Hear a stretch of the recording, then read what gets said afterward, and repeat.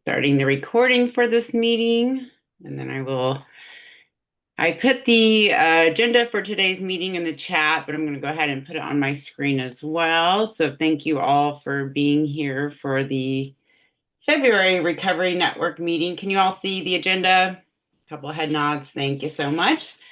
All right, so thank you for coming. Welcome. Our presenters today include the Grove Estate Addiction Treatment. So Chad will be sharing information about that. And then we'll follow up with the MHAI Stanley W. DeKemper Training Institute, who will be co-presenting with another organization, talking about a new endorsement that's going to be available. Very exciting information there. So I'll let them touch base on that. And then we'll open it up for all of you to share information about your organization so we can get some networking and resource sharing happening in real time. I will ask that you all stay muted until it's time for Q&A after each presentation, and then you can come off of mute just to eliminate background noise. Ask any questions you want. I'll also monitor the chat during the presentation so I can ask those questions aloud if you like. I'm going to stop sharing. I have asked the presenters to share their contact information in the chat as well. That way, if you want to reach out to them separately after the meeting, you will be able to do so. I will be also dropping in the chat their presentations, so you can download those from the chat. If you're unable to download them, just feel free to email me directly. I'll put my email in the chat as well, and I'll be happy to send that along to you. So to get things going, we're going to start with Chad. If you'd like to go ahead and share away, please.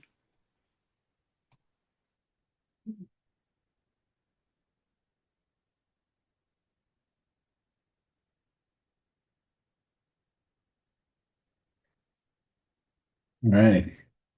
Can you see me and hear me? All right.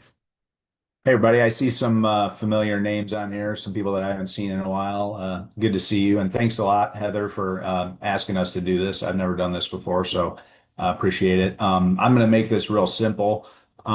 We've just got a short PowerPoint here, so I won't bore you with it. But this actually, if you can see this, we're in Addiction Treatment Center. We're located up in Peru, Indiana. We offer medically managed detox and residential 30-day program, voluntary. We accept commercial insurance only. I think we might be the last all in-network facility in Indiana. So I know that excludes some of the population, but it's we have other facilities that do take Medicaid and other plans. But we're in network with most major insurances. This picture you'll see here is actually that's our facility. We bought a mansion. We've been open about 2.5 years. So that mansion up in front is where all the programming takes place. That's where our group rooms are. If you saw my background when I was on camera, I don't know if you guys can see me or not, but that's actually one of our group rooms inside the mansion. Back behind are our townhomes, and those are brand new. We just built those 2.5 years ago. There's 6 total townhomes there. Each of those 6 townhomes has 6 bedrooms in it, and a living space with kind of a kitchenette, and also full laundry. And all of our patients right now, we have capacity for 36. They all have their own bedroom and bathroom right now. Also in that picture over on the right side, there's a small brick building. That's our admissions department. Just behind that and next to the townhomes is our cafeteria and our gym. We've got a great big gym. We've got pickleball, indoor pickleball, weights, some exercise equipment, and so forth. Let's see if I can do this. Nope. All right, so this is just some generic stuff. We meet patients where they are. We complete a level of care for all of our patients that come in to make sure that they're appropriate for our level of care, whether they need withdrawal management or residential care, or maybe they're not appropriate for us at all if they have some suicidal ideation, something like that, or maybe they just require a PHP or an IOP. We will refer those out to one of our partners. We do 24/7 admissions and assessments. Um, let's see here. We work a lot with partners. I see partners on here that we work with quite a bit. We try to step down all of our patients to some sort of continuing treatment, whether that's PHP, IOP, sober living. We work with Aware quite a bit.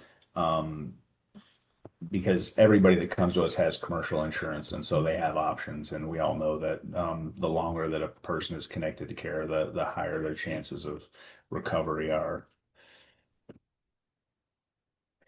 The Grove is part of New Vista. New Vista is headquartered in Cincinnati, Ohio. And actually, this slide is a little bit dated. We have a few more facilities now. We're opening some in Colorado. Ethan Crossing is part of our network. They're our sister facility here in town. Um, on the east side of Indiana or west side of Indianapolis. Most of you are probably aware with them. When we do have a patient that is not appropriate for our care for psych reasons, or if they have Medicaid, we typically refer them there, but they're part of our network. I don't love this word luxury. I asked them to put upscale, but they insisted on putting luxury. You'll see some more pictures later on in this slide, but you'll see our place is really nice. The townhomes are brand new. The mansion is remodeled, and it's great. It's got really comfy rooms for group, lots of light, which it's important. And we love that our patients can get outside.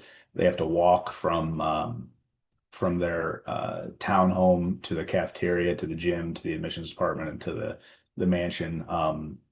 Wasn't so great, a couple weeks ago, but that's pretty rare for us. But we find that they do like to get outside.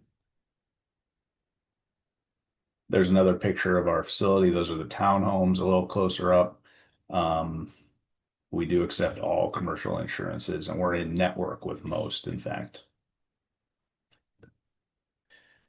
Here's some pictures of what the townhomes look like inside. The top left, top right, and bottom left, those are the main living areas. There is a TV. You can't, well, yeah, you can see the kitchenette behind the couch there with a sink, a small refrigerator. And then that's what the bedrooms look like. And that's not a sliding door. It kind of looks like a sliding door, but it's just the windows in the individual bedrooms are floor to ceiling. So lots of light. We offer detox and residential level of care. You do have to be 18 years or older. We don't take adolescents. Pretty standard stuff here. Have to be able to complete your ADLs. If they're coming from a hospital, we'll get medical clearance, and they must be psychiatrically stable.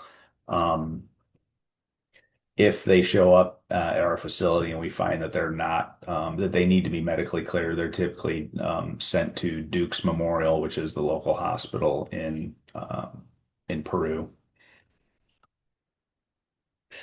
Um, we do have trauma-informed care. We do all kind of the standard modalities, CBT, DBT. We do EMDR. And one of the things that's a little unique about us is we have two tracks. Our patients, when they complete their level of care assessment, are assigned to either the professionals track or the general track. The professionals track is just geared towards people that have some of the unique challenges that being a nurse, pharmacist, attorney, some of those things. They're going to get a few more benefits as far as cell phone or computer access, things like that. Maybe they're small business owners and they have a business they need to run. They're going to get some time to do that each day. Maybe a little extra time. All of our patients have access to an internet cafe supervised during the day at certain times. And also, all of our patients are allowed to have their cell phones, which is pretty unique to us. We do put we call it a device over their camera. It's actually just a sticker, but we put a sticker over their camera to help with HIPAA, but they are all allowed to have their cell phones, not during programming, but they get to have them with them. They'll go through individual and group counseling. We do have family programs. There's visitation every Saturday and Sunday. We do offer MAT for those that require Sublocade or Subutex, etc. We have AA groups, nursing groups, and nutrition groups while we're there. There's a health and wellness coach. There is equine therapy, and they have yoga and meditation as well. We have a spa in the basement of the mansion. There's a sauna, a spa, and they can make appointments to do that. It does cost a little extra to do that, but they can schedule that and take advantage of that. On the weekends, the washer and dryer, they do their own laundry. The food is excellent. I've eaten there a number of times. It's a buffet style. Phones allowed during non-treatment time and the internet cafe time I just mentioned a moment ago. The top left picture you see there is our cafeteria. The buffet line is back behind the table there, but it's pretty cozy. Bottom left is another one of our group rooms inside the mansion, and on the right is that's inside our gym area. You can see some treadmills in the background behind that divider. There's a putting green there, TVs, and so forth. That's it. That's intake number is right there. And that's answered 24/7. My phone number, that's my personal cell phone that I've had for 30 years. I hate to say, but I answer that all the time. Anybody can call and text me anytime, or send me an email. But that's us in a nutshell. I'm happy to answer any questions if anybody's got any.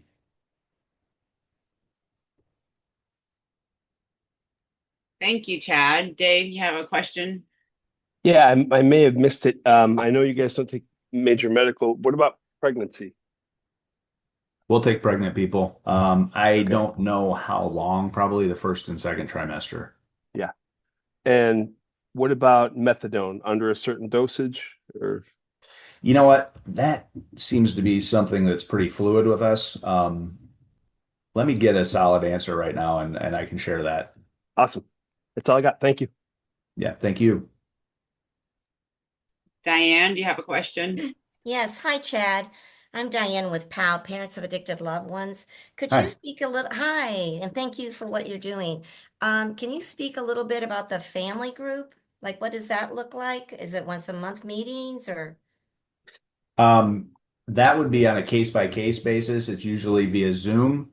That would be with the patient and their therapist and the family via Zoom. And that's separate and apart from the visitation that's offered on the weekends. Thank you. Hmm. Does anyone else have any questions for Chad? I have a couple questions. I don't know if it was on the slide or mentioned. Do you all help with transportation needs if somebody wants to come to the facility but doesn't have transportation to get there? We do. Yeah, we provide transportation. Um, we'll even provide transportation from out of state if they want to come to us. And we will also transport them to any appointments they have. If they have court, if they have a doctor's appointment, anything like that, we have a driver that will handle that for us. Okay, that's nice. Thank you for that question. I should have mentioned that. It's okay. Can add it in for the next presentation you do. Yeah. And also, I didn't see it listed. Are peers part of the care team as well there?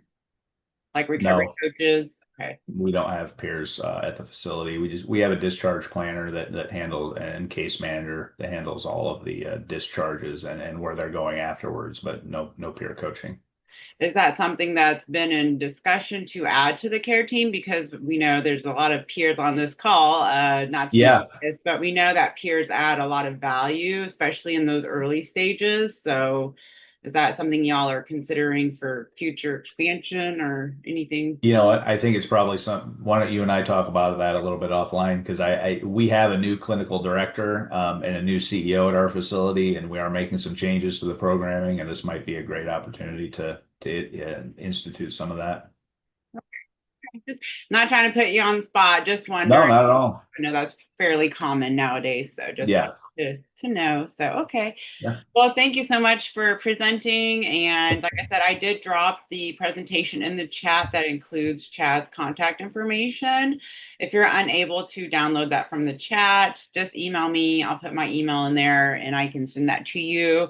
And I forgot to mention at the opening, if you all would like to drop your contact information, name of your org in the chat as well as we're moving throughout this meeting, feel free to do so. Okay, thank you, Chad, and feel free to Thank you. stick around if you'd like. So next, I'm going to kick it over to Melissa and team to do their presentation. Well, and today the team includes George. He's decided that this is now the time where he just needs to snuggle. So this is one of my two gingers. But it's good to be with you today. My name is Melissa Atlas. I am the Director of Training and Certification here with Mental Health America of Indiana. And I know Heather has me listed as the Executive Director of the Training Institute, which is definitely one of the roles I fulfill, but I'm mainly here as representing ICATA today. So we're going to talk a little bit about the domestic violence support endorsement that's coming out. And so I'm going to introduce the other folks that are going to be presenting with me today, and that is Jessica and Zach. So if you want to take yourselves off mute and introduce yourself. Sure. Good afternoon, everybody. My name is Jessica Markham Jacobs. I'm the Associate Director with the Indiana Coalition Against Domestic Violence. We're very excited to be in this space and to have worked in partnership to build a really fantastic DV endorsement. My colleague, Zach, is also on the call. Zach, if you want to come off mute. Yeah, hi, I'm Zachary Anderson. I'm our Evaluation and Program Planning Coordinator, which is just a fancy way of saying I listen to survivors and then we leverage forward what they're telling us they need.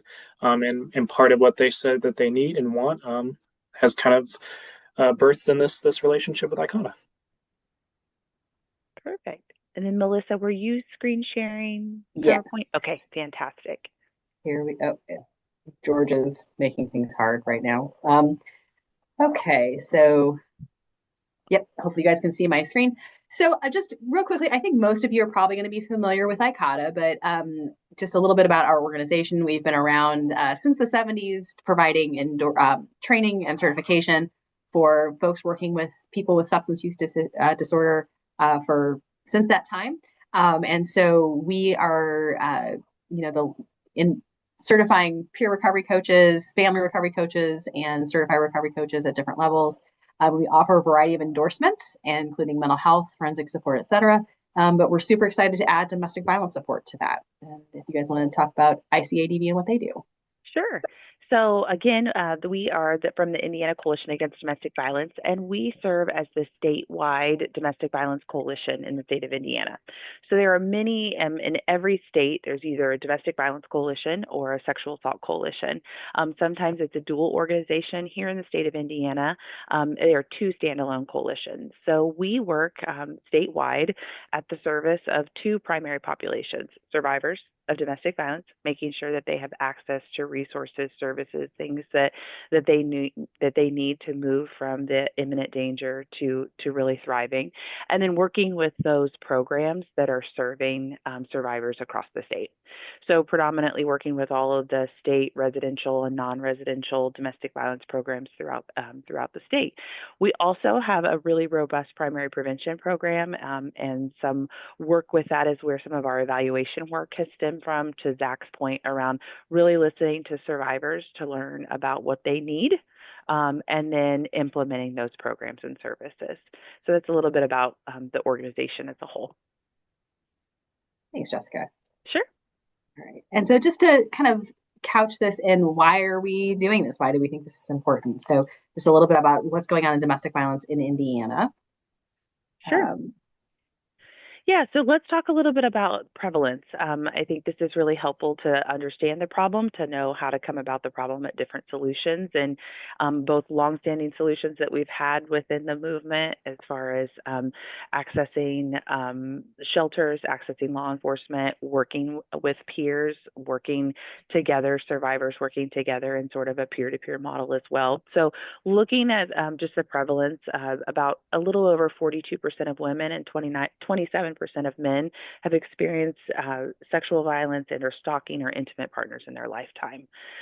When we kind of drill down specifically and just looking at Marion County, approximately 10,000 victims of domestic violence were noted in 2020, and 71% of those survivors being women. The national network to end domestic violence. So we are the statewide coalition at the service of local programs. There is a national network to end domestic violence that is our training, technical assistance, support provider to all of the statewide coalitions. Once a year, they conduct a census day, and that really is a point in time from kind of similar to the housing sector, a point in time count of services provided. So in our last census day, and a 24-hour period of time, Indiana programs served approximately 1,800 victims through both shelter and non-residential settings. So those non-residential programs really providing support groups, access to a protective order, access to public benefit sign up, safety planning, things like that. Residential programs provide the exact same thing in addition to safe housing.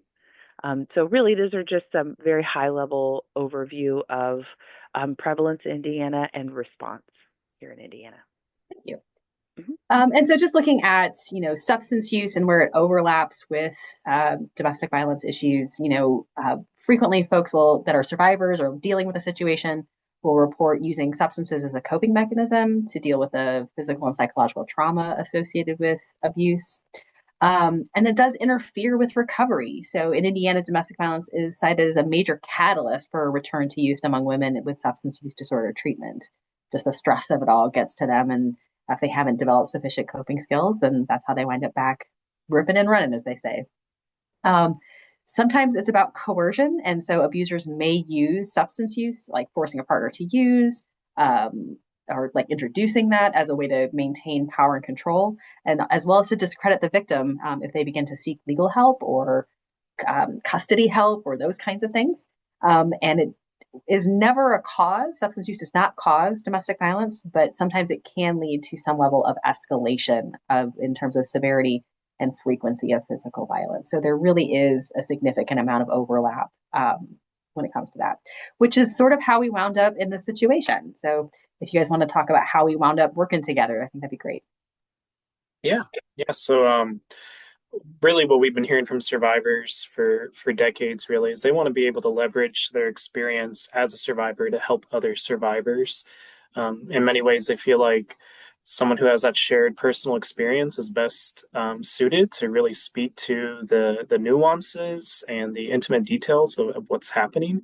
I think it really connects with what Heather talked about earlier with, peer and that model really being a great first step, introductory step for really just helping someone feel humanized, feel non-judged, feel like there's some genuine empathy here as opposed to just sympathy from a provider.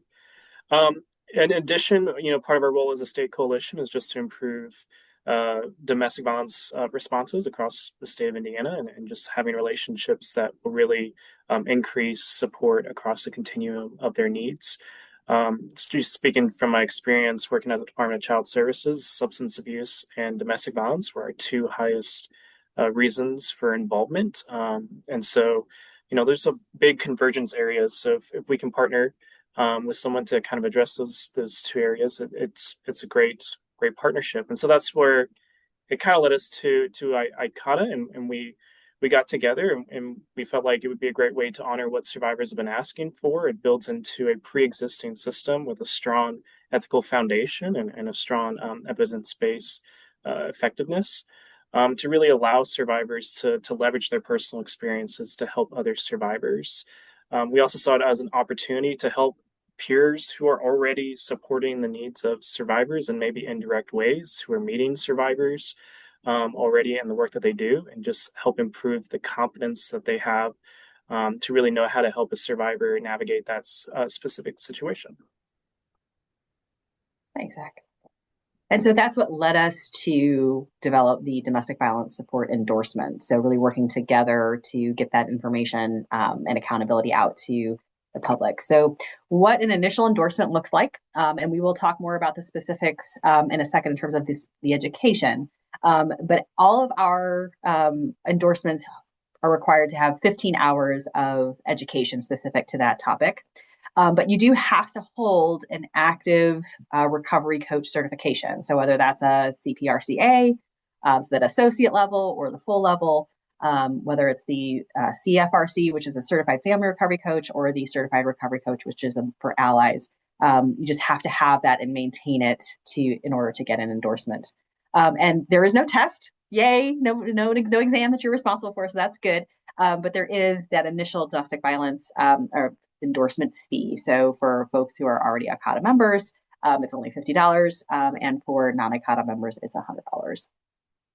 And so this is what the education looks like. And so this is something that took us a little, we really wanted to trust the subject matter experts on this. And so they've come up with a great series and a focal point for the training. So these are what's required. Yeah, thank you. So part about this collaboration is we have on our learning management system these different trainings that will help fulfill the hours for the endorsement. These include, talking about the dynamics of domestic violence, what that looks like specifically, how it involves different forms of power control that often go beyond just physical violence. So looking for those other risk factors such as strangulation, which increases the chance of lethality by quite a bit. And so some just greater trainings on that just allows you to have a greater sense of where is the urgency at when working with a survivor, where's the dangerous aspect at, how do I help support them in this moment. We also talk about safety planning, since it can look different in domestic violence versus other kinds of challenges exclusively. We also talk about the different services that are available to survivors and specifically how to kind of navigate those, everything from, when a survivor is filing for divorce and trying to handle custody when there's legal abuse by someone causing harm, how, to just give some basic support there, as well as just how to help them access different domestic violence services like shelter or mobile advocacy that can really provide some more of that higher skill, more nuanced services to survivors. In addition, we'll talk about confidentiality and ethics, and just how that kind of takes even a step further from kind of those standard rules that are in place, such as HIPAA. We have specific standards in place, especially for domestic violence services, that really work to protect survivors from people trying to cause harm. And then there's some permissibility with seeking different training from different providers, and we'll get into that a little bit later, but just allowing you to kind of choose your own adventure in areas that are of interest to you and building that endorsement. Thanks, Zach. And just to kind of piggyback on that a little bit, where it says like safety planning, this is specific to domestic violence. So if you are somebody who did like suicidality safety planning, like a training on that, an hour and a half, that would not count for this endorsement. It has to be specific to domestic violence. Same thing with confidentiality and ethics. We take ethics very seriously at ICADA, and I know you all know that. But it is very, there are nuances associated with working with folks who are survivors of domestic violence and or perpetrators of domestic violence. And so really drilling into those specific topics is something that's crucial. So once you get it, how do you keep it? I just want to go over the endorsement renewal form. So like if you hold the associate level of any one of our recovery coach certifications, there sort of is that expectation of you have to earn that next level to maintain your endorsement. So moving from that associate level up to the full level. But then as far as like the education requirements for renewing your endorsement, it's going to be 1.5 hours of risk and lethality, 1.5 hours of safety planning, an hour of resources, and then 3 hours of any DV related topic from a qualified provider. So just like with any of our other endorsements, you have to maintain your initial certification before you can have an endorsement added to it. And then as you have that associate level, moving up to that full level is required.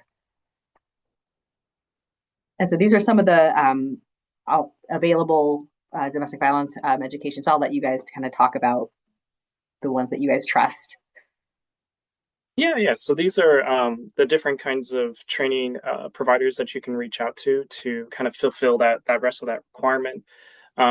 Most of these are national groups, so they kind of function in the same way that we do on a state level, but on a national level. And so they offer a lot of different trainings. Much of these trainings are free. And then, of course, you can use any other state domestic violence coalition like just talked about there. I believe there's 58. There's one for every state and U.S. territory, as well as sexual assault coalitions that can provide comparable trainings. Okay. And then And then, oops, sorry, Melissa. Yeah. no, you're good. Go ahead. So to register for our training, we have the QR code here, so you can scan it if you'd like. There's also the link in the actual PowerPoint if you'd like to use that. Registration is $50. And once you register, it kind of takes you through all the different steps to get part of it. Once you complete every learning module, you'll have the ability to access and download your certificate to then use for uploading for the endorsement. And then just, you can reach out to us at icadvinc.org or call us at our line to be able to, if you have any issues with kind of getting into the program, registering it. Sometimes we'll have some technical issues happening, and so just reach out to us if you're experiencing any of that. Yep. And just to kind of mention, like ICADV has done a fantastic job of building exactly what you need. So when it comes to satisfying those specific requirements to get the endorsement, if you register here, you will have it all kind of plug and play, ready to go. And so definitely want you to, like, you don't have to go through them, but it would definitely probably be the simplest way to earn that endorsement. So I'll take my slides down and see if you guys have any questions.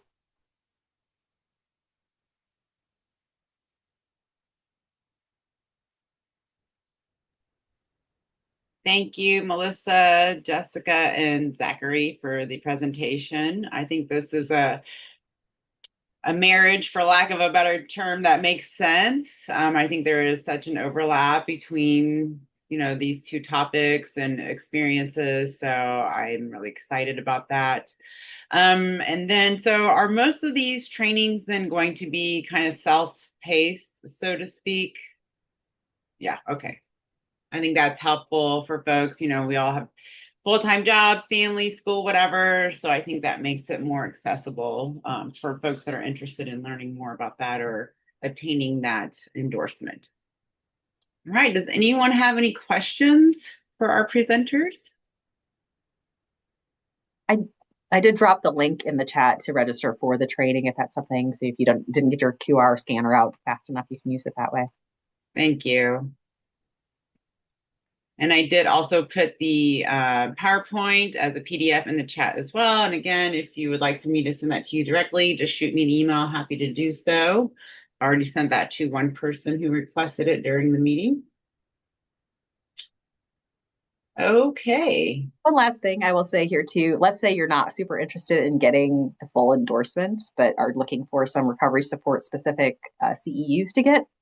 These trainings would also qualify. So even if you're not wanting to go like full in with the 15 hours, I feel like having had domestic violence education early on in my career was super helpful as I wound up working with survivors. Even though that wasn't my focus, you're able to recognize a little better. You're able to hold the space a lot better, just to kind of, do our part to not re-victimize folks. So even if you're not interested in the full endorsement, highly encourage the training. That's a good point. Thank you. Yeah. Nancy, did you have a question or comment?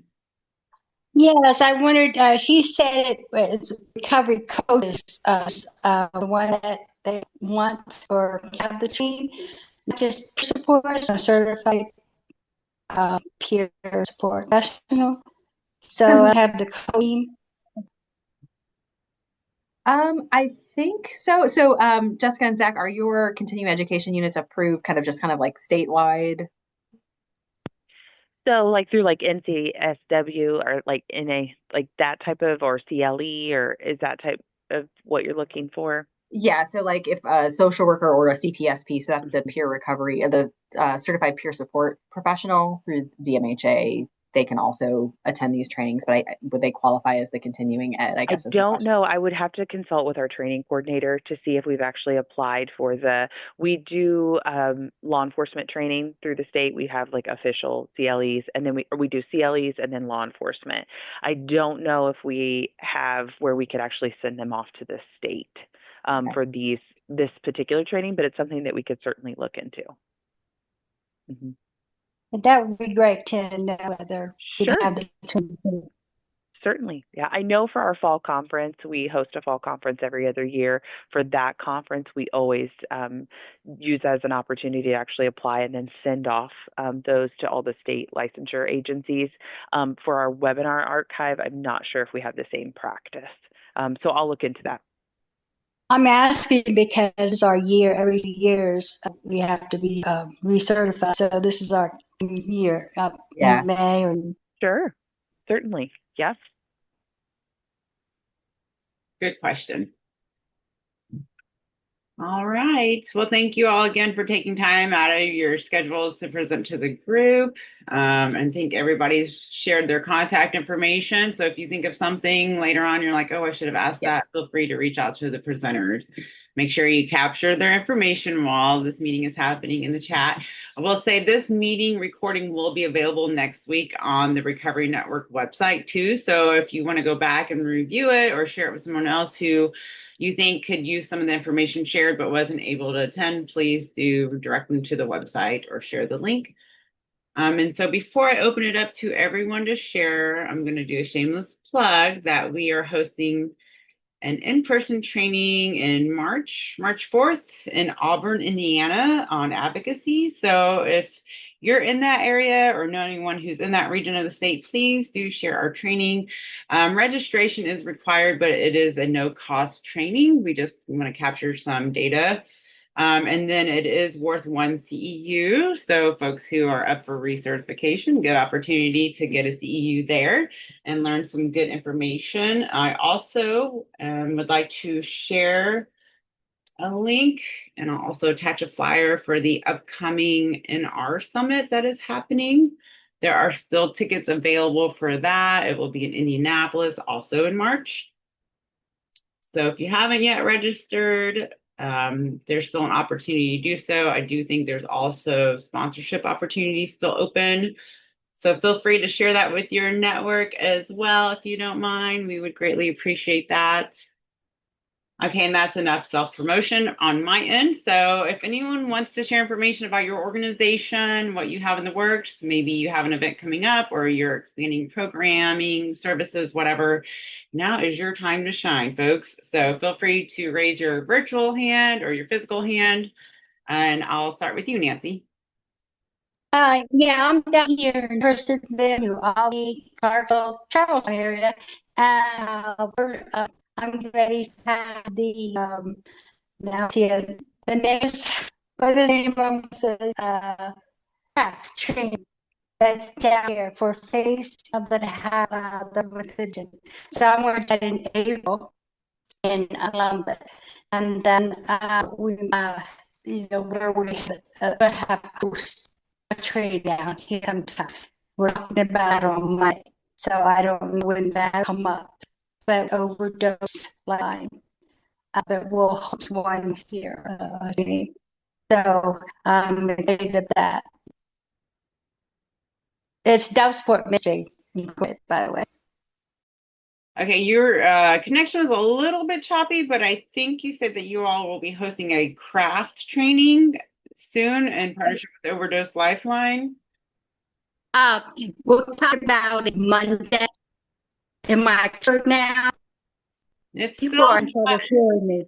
Yeah, your connection's not great. So you could try to turn off your camera and then speak, or just if you. Oh, okay. Let me see. Let's see. So can you hear me better now? Yes, that is much better. Okay, so I'm going for a training in craft and one of my board members in April in Columbus, Indiana. And then we're meeting on Monday to talk to Kelly, who is with Overdose Lifeline, to talk about hosting a training down here in Charlestown, Indiana. So that'll go out whenever, we talk about it and decide what we're going to do and when and all that. But I'm excited about it. I don't know if anybody knows about craft. That craft training is for families that have addiction in their family, and they learn skills how to help the family members. So it'll be a group setting then after that and support for them. Awesome. Thanks for sharing, Nancy. Yes, that was a great training. So always happy to hear when it expands to different areas. And once you all get trained and start facilitating those groups, if you have marketing materials you'd like to send to me, I can add that to the Recovery Network website. So just keep that in mind once you all get moving forward. Okay. Diane, did you want to share some information? Sure. And Nancy, I'm excited about you in regards to craft because anything that has to do with the families is so important as a mom of a son in long-term recovery. So my name is Diane Buxton. I'm with PAL, Parents of Addicted Loved Ones, which is a national faith-based nonprofit that provides free weekly meetings to family members and friends 18 and over. We have 14 meetings in Indiana. And we have started, I think I've mentioned this before, but it's going to be a repeat, YouTube channel. If you go to palgroup.org, there are there's a lot of great information for the families on that YouTube channel. Also on our website, you'll find a library of resources. And our meetings, all of our educational topics were created by substance abuse counselors and peer recovery specialists. And we use evidence-based practices. And if you know of a family member that once you get on the website that cannot find a meeting, we do have 5 online meetings a week and 1 in Spanish. So please pass the word because family members, we're part of that solution. So thank you guys. Thank you, Heather. Thank you, Diane. Summer, would you like to share? Yeah, thank you. So Oxford House Lafayette is hosting its 2nd annual Leap into Recovery event, February 28th at the Bauer Center. We have about 25 community partners setting up tables for resources. I believe we have 2 recovery speakers, a live band. We have a local restaurant catering the food, and we have a lot of raffle prizes going on. So just a good time to get together and network with other people. Summer, if you guys have a flyer you can send me, I'd be happy to add to the website. I put it in the chat, hun. Oh, okay, great. Thank you. Yep, you're welcome. Thanks. All right. Anyone else like to share info about the work you're doing, any upcoming events, groups? I'll start real quick.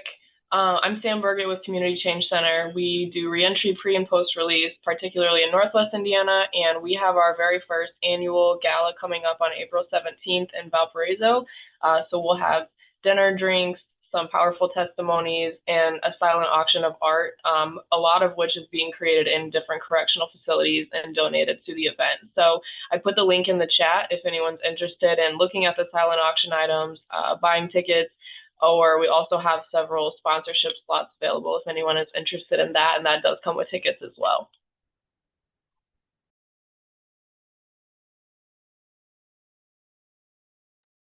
Thank you, Sam.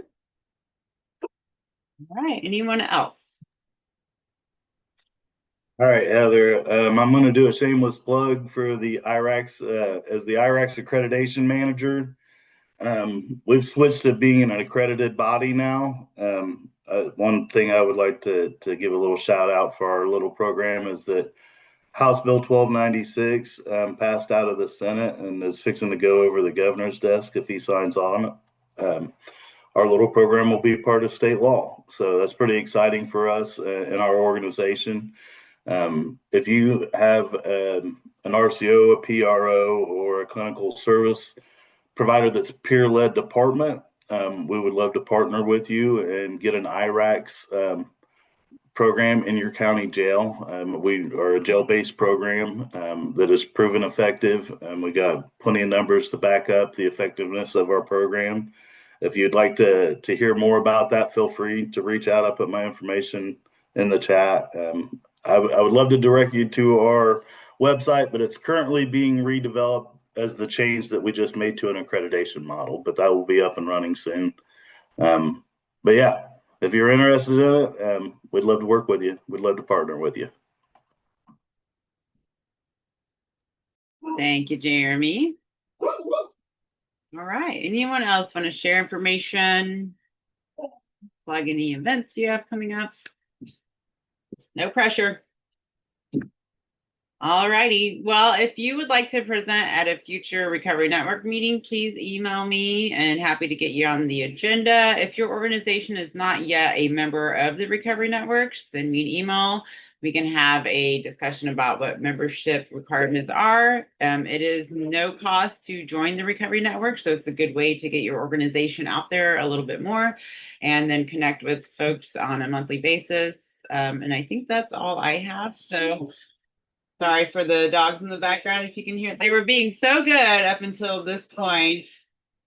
Okay, so our next meeting is scheduled for March 19th, same time, same link. So hopefully we'll see you next month. And in the meantime, if you have any upcoming events you want us to add to the website, just email those to me and I'll get them added. Thank you, everybody, for joining us.